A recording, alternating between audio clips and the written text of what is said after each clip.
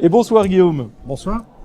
Alors Guillaume Villemot, vous effectivement, vous avez lancé une sacrée aventure, ce festival des conversations. Comment on le résume en quelques mots? C'est simplement donner envie aux gens et redonner l'envie de parler, de se parler, d'aller vers les autres et juste de prendre le risque de se mêler à une conversation. Voilà, c'est parti comme ça, en ayant comme constat le fait qu'on soit tous multi-connectés en permanence, et on l'est de plus en plus, et on vit avec ça, et on en a besoin, mais qu'en revanche, on n'utilise pas forcément, on n'appréhende pas forcément toujours ces outils comme étant véritablement des outils d'échange.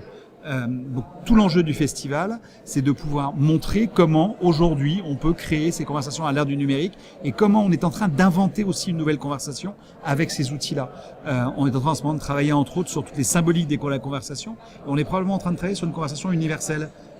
Avec entre autres l'utilisation des émoticônes par exemple, qui font qu'on est capable d'être compris et d'être appréhendé par tout le monde, partout dans le monde, ce qui était quelque chose qui n'existait pas il y a encore 10 ans. Donc c'est le retour de la conversation dans une époque où oui, on parle d'un certain isolement justement, ou d'une peur d'isolement. La conversation, elle a été pendant très longtemps uniquement une conversation orale, et de cette oralité, parce que Madame de Sévigné écrivait déjà à l'époque que 1 heure de conversation valait 100 lettres. Aujourd'hui, on pouvait dire ça avec les SMS, si c'était qu'on y a rajouté quelque chose justement.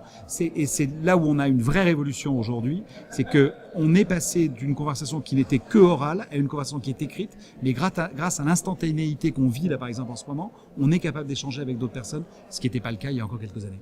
Très concrètement, en 2015, il va y avoir plusieurs étapes. Oui. C'est un festival, mais un festival qui va avoir lieu finalement toute l'année et qui va se répartir en plusieurs étapes phares. Alors, on va pas tout dévoiler ce soir, parce qu'il y a encore plein de mystères et plein de surprises que nous dévoilerons sur le site du Digital Society Forum et sur le hashtag DSF 2015 également. Suivez-le toute l'année, vous allez voir, il y aura plein de super infos. Mais est-ce qu'on peut déjà peut-être parler de l'articulation de ces étapes? Alors déjà, on a une journée qui est celle du 16 avril, qui est la journée de la conversation, donc qui est le moment phare.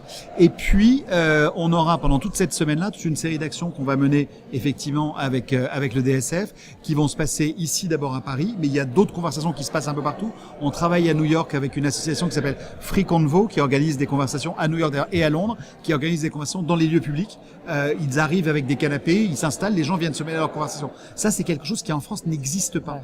On l'a fait l'année dernière avec les berges de Seine à Paris, et on voyait bien la difficulté qu'avaient les gens à aller oser parler à quelqu'un d'autre. Donc on aura pendant le festival et pendant la semaine, donc du 13 au 17 avril avec ce point d'orgue qui est le 16, toute une série de manifestations qui vont se passer probablement ici dans ce lieu aussi, parce que j'aime bien la symbolique de cet endroit-là, également probablement, enfin même certainement à la Gaîté Lyrique, et puis derrière on ira plus tard dans l'année à Bordeaux. Moi, il me tient à cœur de faire régulièrement des conversations à Ajaccio. On l'avait fait l'année dernière, on en refera cette année, parce que l'importance de la parole dans la culture méditerranéenne est quelque chose d'important.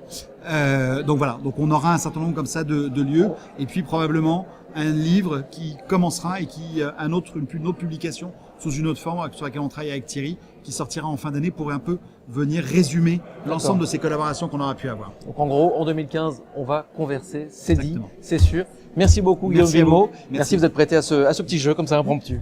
Merci. Nous allons repartir, figurez-vous, sur Internet. Nous avons rencontré Ecologirl. Vous la connaissez, Ecologirl? Ecologirl, c'est une blogueuse, c'est en même temps une plateforme collaborative, finalement. Le blog a changé son quotidien et elle va nous en parler. Ecologirl, c'est une petite minute, on se retrouvera juste après. Et juste après, figurez-vous, nous irons en direct à Bordeaux. À tout de suite. Dans mon quotidien, je sais pas, parce que je pense que je le faisais un peu sans le savoir. Enfin, moi, j'ai toujours beaucoup partagé de choses, j'ai toujours beaucoup échangé avec des amis, même avec des inconnus, plein de choses. Donc ça n'a pas révolutionné mon quotidien, mais je pense que c'est un vrai plus, ça rend la vie plus facile et c'est un vrai plus aujourd'hui. On a la chance de pouvoir rencontrer des gens formidables. Par exemple, je suis partie à Lisbonne avec Airbnb et j'ai rencontré un monsieur qui louait son appartement. On a eu des discussions assez sympas et jamais je l'aurais rencontré s'il n'y avait pas eu cette économie du partage. L'économie du partage vue par Ecologirl. Camille Ecologirl, @Camille Ecologirl sur Twitter. Merci beaucoup Camille, on se retrouvera tout à l'heure. Il y a d'autres personnes, membres de la communauté du Digital Society Forum qui interviendront tout à l'heure.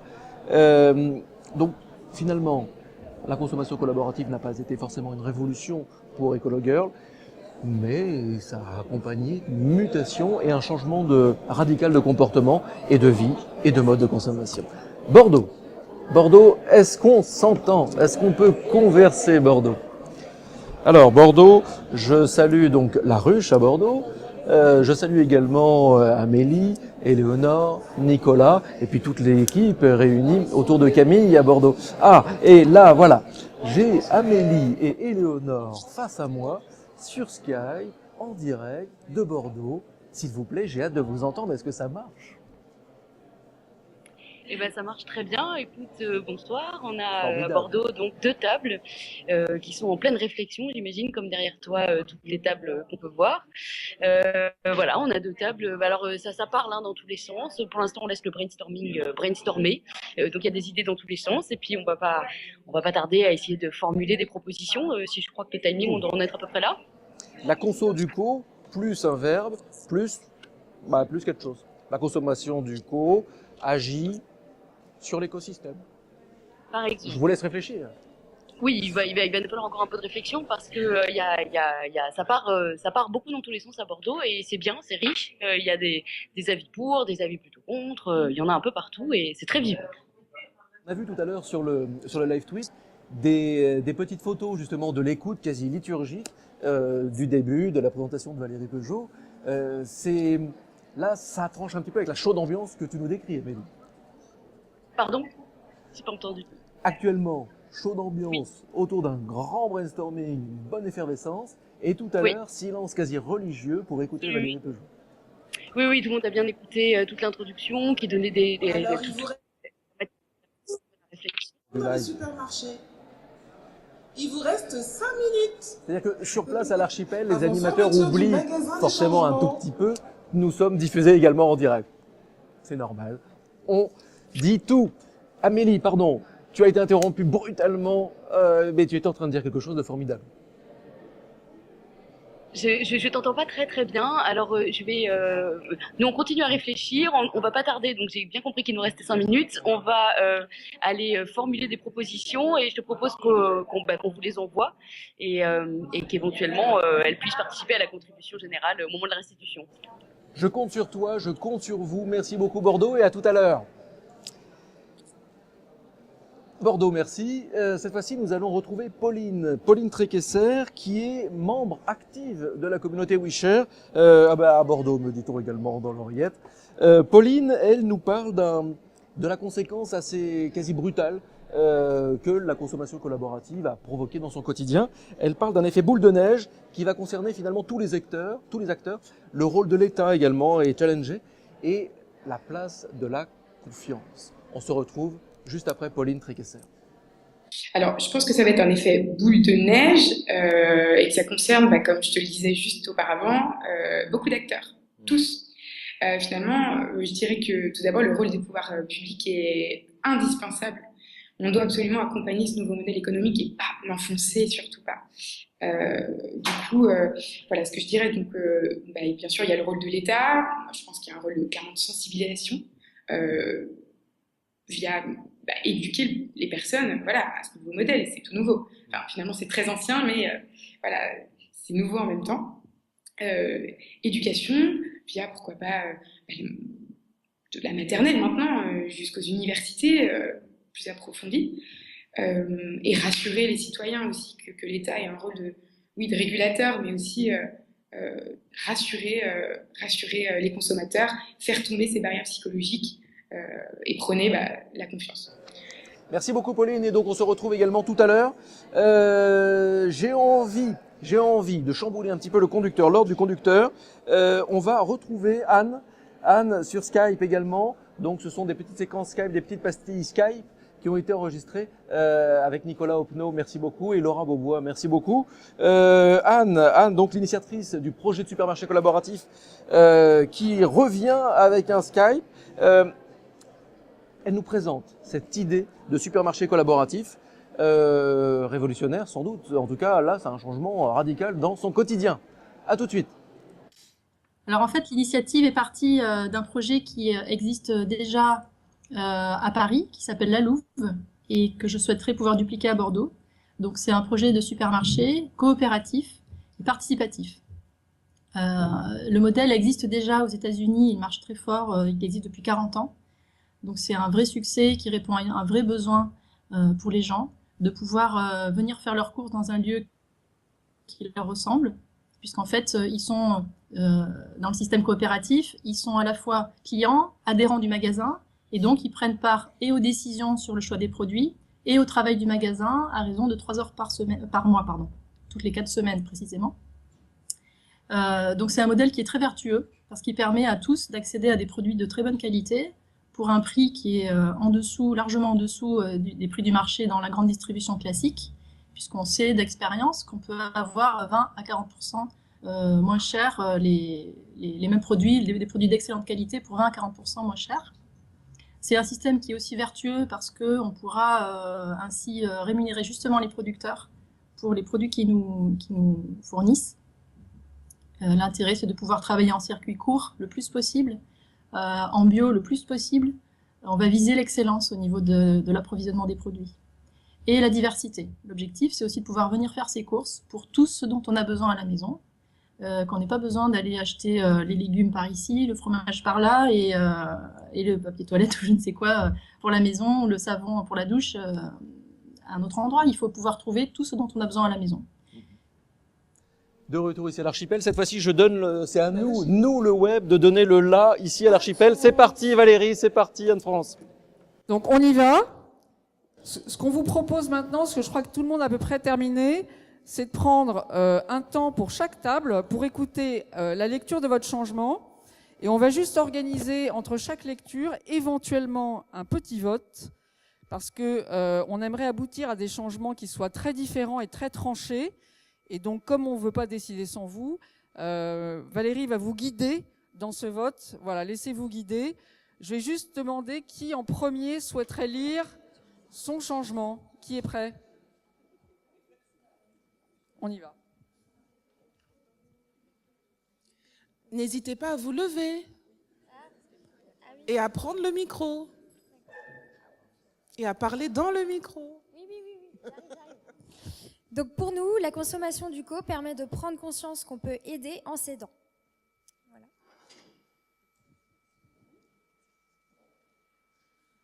La table numéro 2. Qu'est-ce qui est table numéro 2?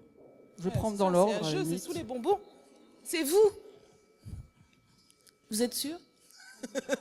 Qui est le rapporteur? C'est pas un beau mot, hein? Qui est le porte-parole?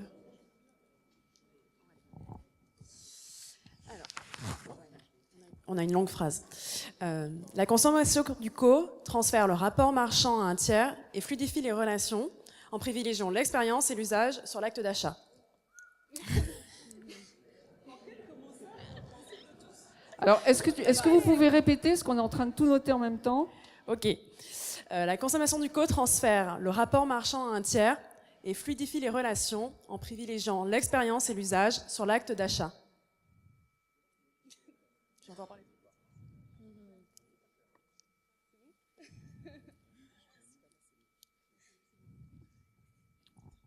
Est-ce que Marie-Alix y arrive? C'est bon? Vous vous retrouvez? Table numéro 3. On va suivre l'ordre. 3.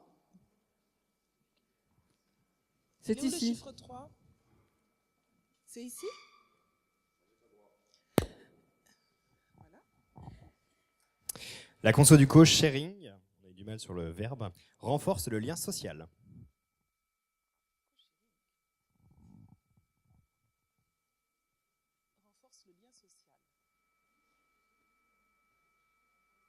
Pour l'instant, c'est des changements bien différents.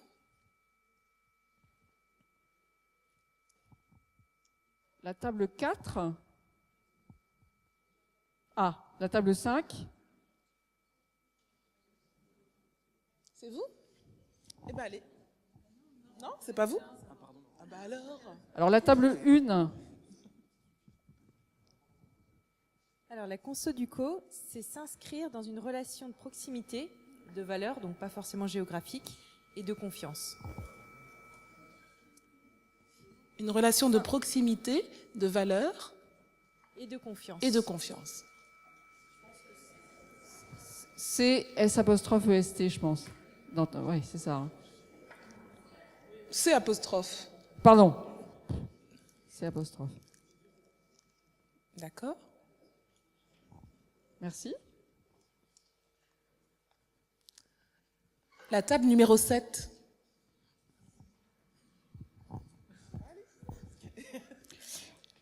La conso du co élargit l'offre et permet de donner une seconde vie aux biens.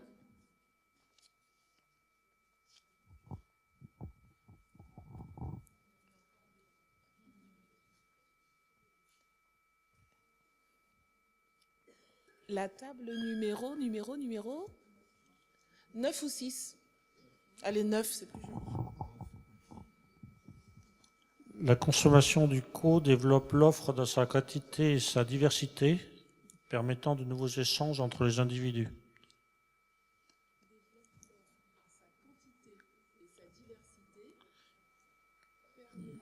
De nouveaux échanges entre individus.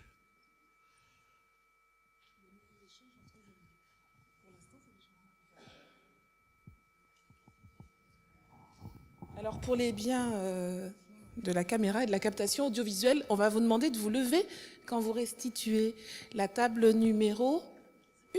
Vous l'avez déjà fait? Tiens, une table de monsieur. Table numéro 11. Debout, monsieur. Donc, la consomme du co-veillé sur les autres proches permet de recréer une proximité pour mieux vivre ensemble.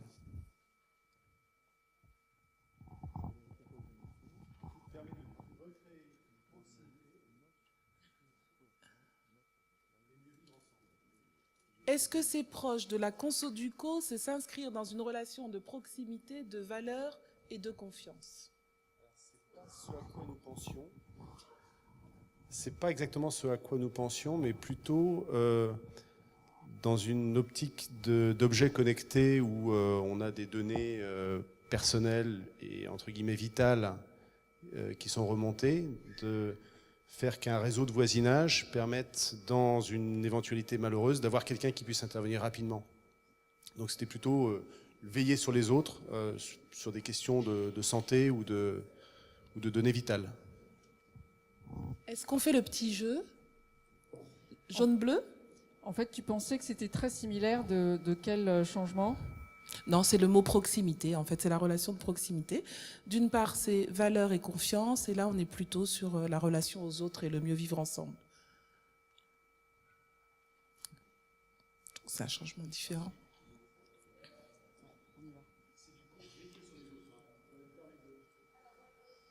Co. De veiller sur les autres proches. Est-ce que la table numéro 10 a quelque chose à dire de très différent? Ah ben voilà. Alors, la consommation du co suscite une relation entre personnes physiques non professionnelles qui s'engagent dans l'échange.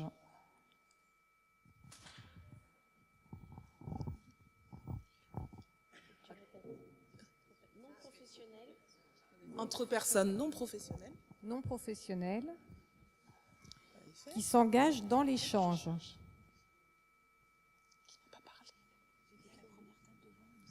Ah oui, Christy.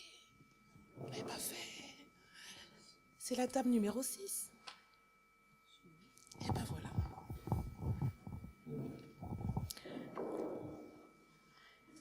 Alors, la consommation collaborative ouvre le champ des possibles. Elle raccourcit et simplifie le chemin qui va de l'envie et du besoin à leur satisfaction. Elle raccourcit et simplifie le chemin qui va de l'envie et du besoin à leur satisfaction. Merci. Est-ce que vous vous êtes exprimé? Non? Ben alors. Donc qui est le porte-parole?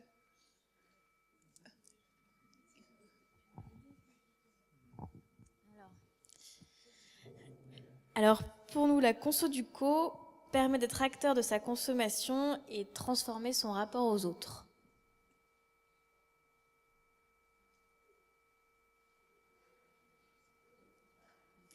et de transformer son rapport aux autres.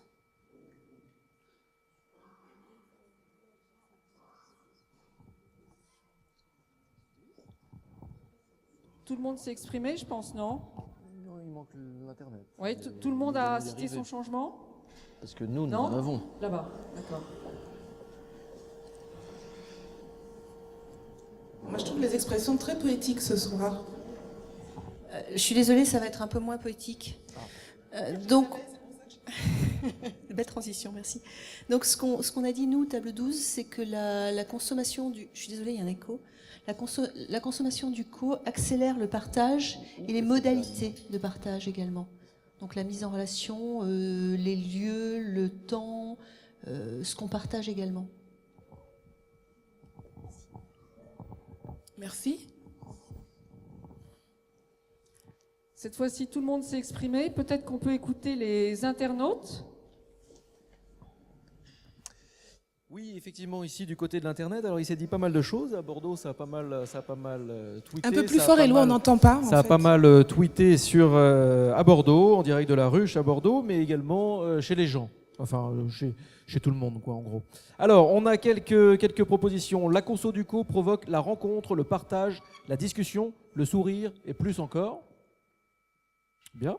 La conso du co donne une leçon à nos actes d'achat irréfléchis, entre parenthèses, inconscients.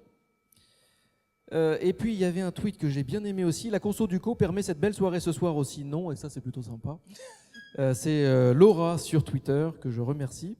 Voilà pour la table connectée. Et puis, on est impatient d'entendre Sarah et Antonin. Donc, on va demander à Sarah d'abord de réagir par rapport à ce qu'elle vient d'entendre. Bonsoir à tous, je ne sais pas si vous m'entendez bien. Déjà, je veux dire que je suis très impressionnée. Vous avez été hyper rapide à entrer dans les réflexions. C'était assez chouette de circuler parmi vous et de voir tout le monde hyper concentré.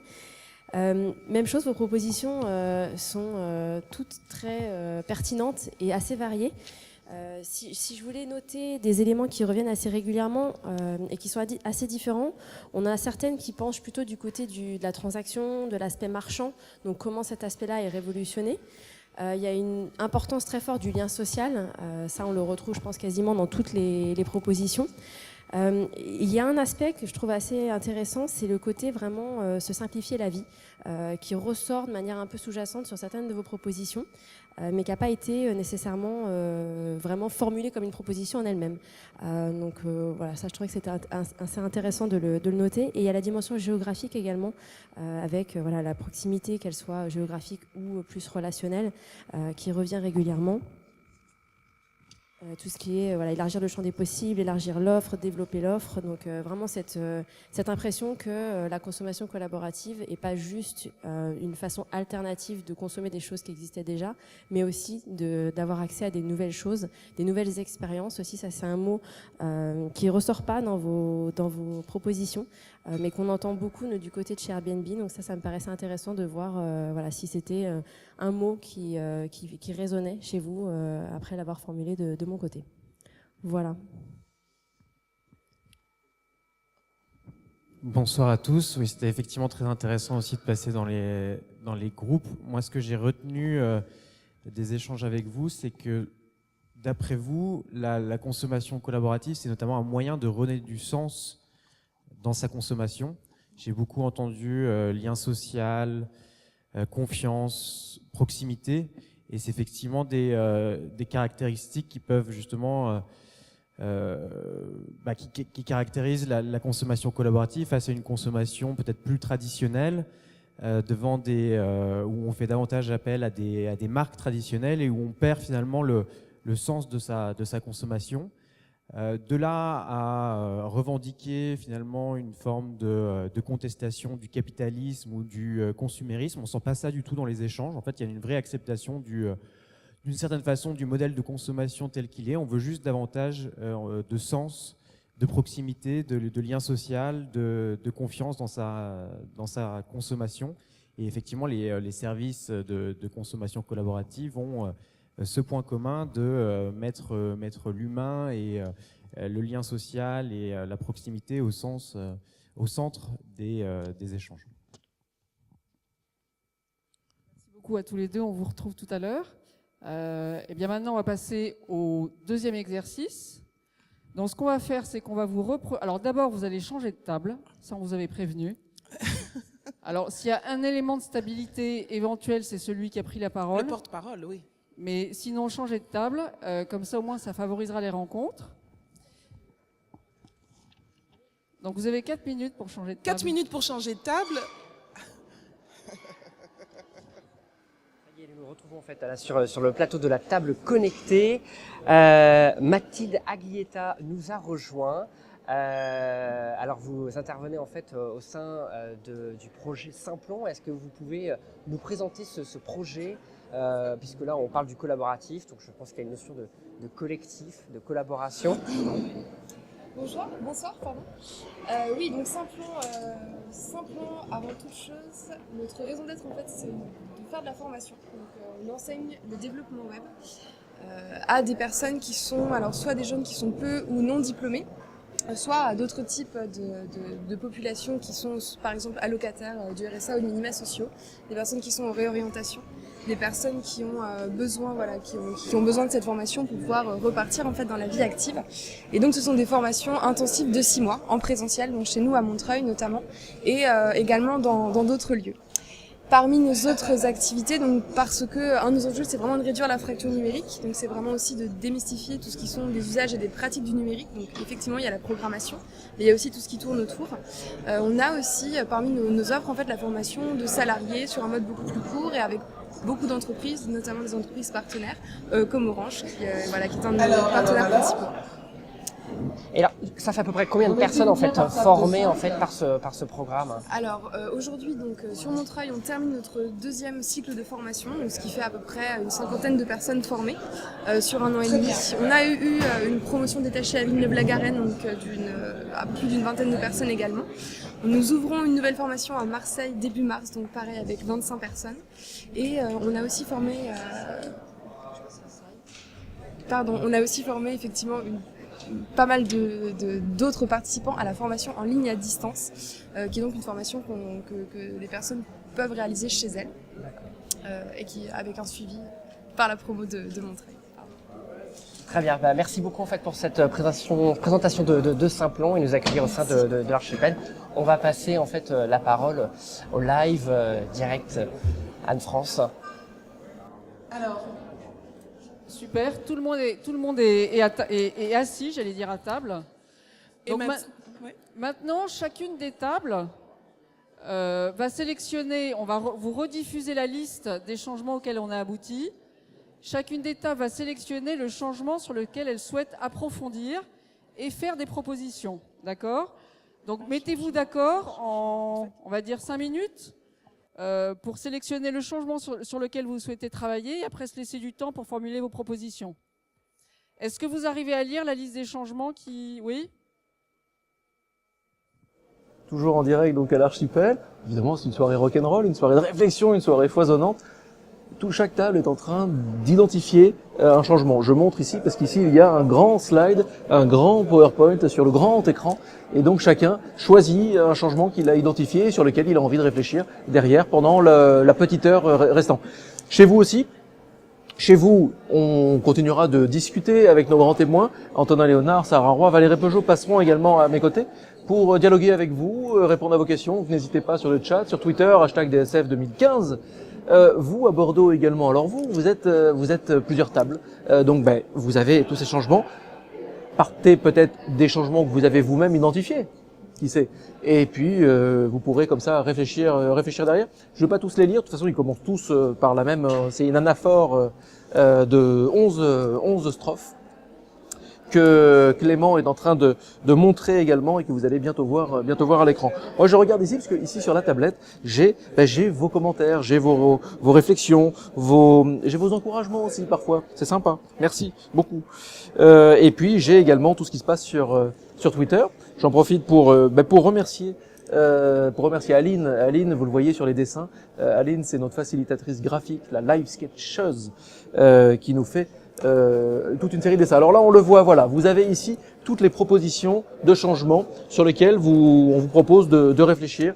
Vous choisissez au hasard, par exemple, la conso du show Sharing renforce le lien social. Derrière, à vous d'imaginer les pistes de solutions. Alors vous aurez plus de consignes derrière, évidemment, Anne-France et Valérie vous rappelleront les consignes. Il faut que ça concerne le plus grand nombre au quotidien. Il faut que ce soit également dans l'intérêt de l'équipe. En gros, il faut chercher le consensus autour de votre table. Ça, je parle surtout à vous à Bordeaux. Enfin, en même temps, vous pouvez peut-être être chez vous autour d'une table, plusieurs, regarder un écran. On ne sait pas. On ne sait pas. Dites-le nous d'ailleurs. Ça serait sympa. Ça serait intéressant. Prenez-vous en photo aussi. Ça serait intéressant. Prenez-vous en photo en train de réfléchir. Voilà une idée. Après cette petite minute qui va passer, on peut peut-être vous remontrer, je sais pas, non on peut pas vous remontrer. Je vous l'ai dit, c'est une soirée un petit peu rock'n'roll, un petit peu foisonnante, mais c'est normal, c'est une réflexion qui évolue. Anne-France, c'est bon ? Voilà, Anne-France c'est bon, donc Valérie reprend la parole. Oui. Eh ben voilà. Tout le monde a identifié son changement. C'est parfait. Vous avez identifié votre changement ? Oui. Donc c'est un changement. Et sur la base de ce changement, on va vous demander le dernier effort. Sur la base de changements que vous avez identifiés, on va vous demander de formuler des propositions, donc toujours sur la base de vos expériences individuelles, des propositions qui sont concises, donc de manière concise, et qui peuvent être impactantes, qui s'adressent au grand public, donc avec une formulation simple, ils ne m'entendent pas. Et donc ce qui est important dans les propositions, c'est de définir la cible à laquelle vous adressez. Je n'entends pas. Ne m'entends pas. Voilà, nous sommes sur le plateau et je suis donc avec Valérie Peugeot. Mais on va laisser finir ce qui se passe ici à l'Archipel. Deux propositions minimum qui s'adresseraient au grand public en précisant la cible à laquelle vous adressez, et vous êtes consultant et vous conseillez en fait des propositions qui sont suffisamment impactantes pour entraîner une adaptation. Et je suis donc avec Valérie Peugeot. Valérie Peugeot, vous êtes chercheur, prospectiviste au laboratoire Sense d'Orange. Donc vous êtes également... toutes vos propositions seront prises en compte. C'est une réflexion, c'est une foisonnance. Valérie veut nous titiller. L'autre Valérie, Valérie Tiaco, que nous retrouvons tout à l'heure pour parler avec Bordeaux. Et vous êtes également vice-présidente du Conseil national du numérique. Exactement. Voilà, ça c'est fait. Moi j'ai une question comme ça qui me taraude, j'allais dire. En quoi le mode de consommation collaborative remet en question tous les autres modes de consommation? En quoi ça nous challenge dans notre quotidien? Alors déjà, ça ne remet pas en cause tous les autres modes de consommation. Pas tous. Il faut distinguer. En fait, je pense que c'est d'abord ça peut être un petit retour sur des modes de consommation historiques dont on a un peu perdu la pratique à partir des années 60-70 avec ce qu'on appelait la consommation de masse. Donc la consommation collaborative vient plutôt contrebalancer la consommation, on va dire supermarché pour faire simple, et réintroduire des doses d'humanité, des doses de sociabilité, des doses, ce qu'on pourrait appeler un supplément d'âme dans nos manières de consommer. Alors ça ne veut pas dire qu'elles avaient complètement disparu. Quand on échange avec son boulanger du quartier, on a toujours des formes de consommation historiques qu'on connaît depuis toujours, enfin depuis très longtemps, mais c'est vrai que c'est plus l'essentiel de nos modes de consommation. Et c'est là où la consommation collaborative ouvre un espace de respiration. Encore une fois, je remets un peu le contexte. On est ici à l'Archipel, on entend Valérie Tiaco, que nous entendons depuis le début, on l'entend un petit peu avec le micro. Et je ne sais pas où elle est. Si, c'est qu'elle se promène avec le micro à la main forcément. On va lui demander, on peut demander à Valérie d'arrêter de parler. Ce serait idéal. Si elle pouvait arrêter de parler au micro, Valérie, ce serait super. Merci Anne-France. Pardon Valérie, Valérie Peugeot cette fois-ci. On a l'impression aussi qu'il y a une espèce d'idéologie autour du collaboratif. Or, finalement, on n'est pas consommateur forcément par idéologie, par conviction. Bien au contraire, je dirais que la plupart des personnes, des individus qui s'engagent dans la consommation collaborative le font pour des considérations soit économiques, soit tout simplement pratiques. C'est-à-dire qu'ils trouvent dans la consommation collaborative un service qui ne leur est pas rendu par les acteurs, par les entreprises historiques. Donc c'est, je veux faire un déplacement en province, de ville de province à ville de province, la SNCF me propose 2 trains par jour, et bien je vais prendre du covoiturage. Donc là on voit bien qu'il y a, on va dire, une défaillance des acteurs du marché classique, et le consommateur trouve là une alternative intéressante. Le facteur économique est également un moteur, puisque très souvent ces services de consommation collaborative sont plus accessibles que les services offerts par les entreprises classiques. Donc voilà 2 raisons très concrètes, un peu matérielles, d'entrer dans la consommation collaborative. Après, ce qu'on observe, c'est que au fur et à mesure qu'on pratique la consommation collaborative, les motivations se diversifient, s'enrichissent, et que même si le premier moteur reste l'économique, pour autant, on peut y trouver du plaisir, on peut trouver ça ludique. Certains nous disent, quand on les interviewe, moi j'aime bien jouer à la marchande. On peut trouver qu'il y a une espèce de service imbriqué, y compris dans des pratiques de dons. Par exemple, j'utilise la plateforme co-recyclage pour donner un canapé dont je n'ai plus besoin. En même temps, ça me rend bien service parce que les gens qui vont venir récupérer mon canapé, ils descendent mon canapé de 5 étages. Donc on voit qu'il y a une dimension service à l'intérieur d'une dimension don et du plaisir de faire un don à quelqu'un et de savoir qu'on va rendre service à quelqu'un. Donc on ne peut pas stigmatiser les raisons pour lesquelles les gens s'embarquent dans la consommation collaborative. Il y a du plaisir, il y a de la rencontre, il y a du jeu, tout ça avec en surplomb cette dimension économique. On a l'impression, c'est ma dernière question, que ça nous renvoie également à notre responsabilité finalement. On redevient, peut-être qu'on avait un peu oublié, on redevient responsable de soi, responsable par rapport à la société, à notre entourage. Je suis pas sûre que l'essentiel des pratiquants de la consommation collaborative le vivent comme ça. Certains essayent simplement d'avoir des pratiques de consommation qui soient, je dirais, un peu moins légères, au sens, pour le coup, un peu irresponsable qu'on peut avoir. On achète, on jette, on fait pas trop attention, on gaspille.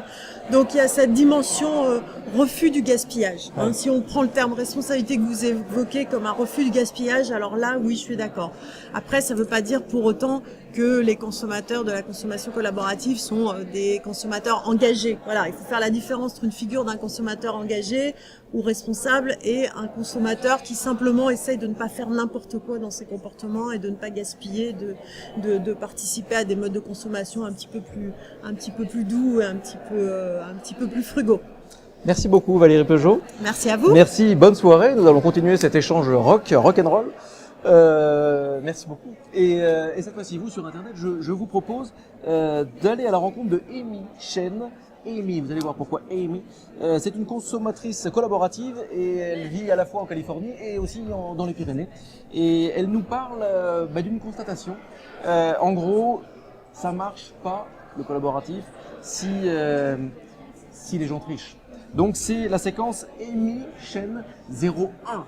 Ça, je dis ça à mon Pat Le Guen national parce que je sais très bien que nous sommes dans une soirée rock et donc nous avions prévu des séquences à distiller dans l'émission et puis que c'est plutôt rigolo de changer en cours de route. Mais je sais qu'il se rattrape et j'attends juste un signe pour savoir si je peux vous donner rendez-vous juste après. Alors je vous donne rendez-vous juste après. À tout de suite.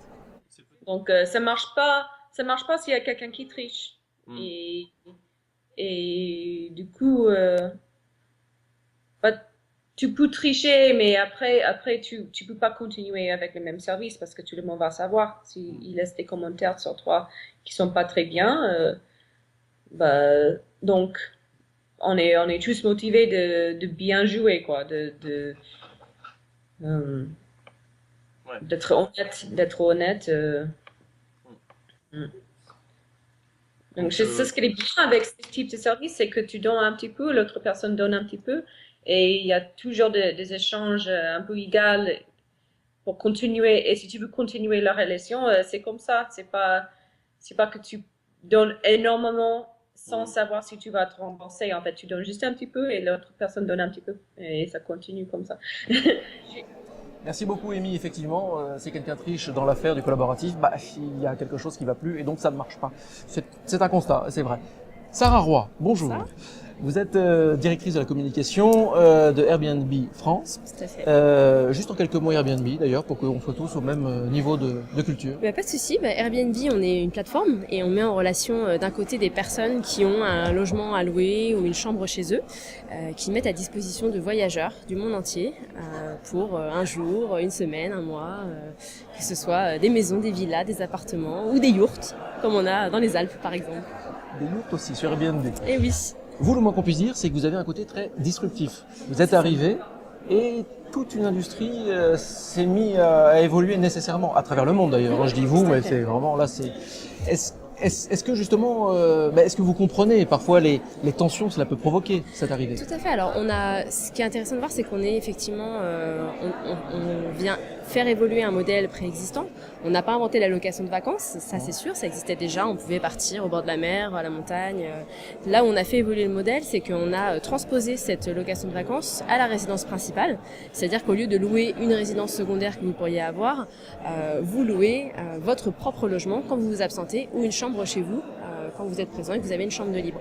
Donc forcément, on a décuplé la capacité d'hébergement et on a proposé cette nouvelle expérience de voyage beaucoup plus locale. Donc il y a un vrai travail à faire d'explication de ce qu'est ce modèle. Il y a pas mal d'a priori.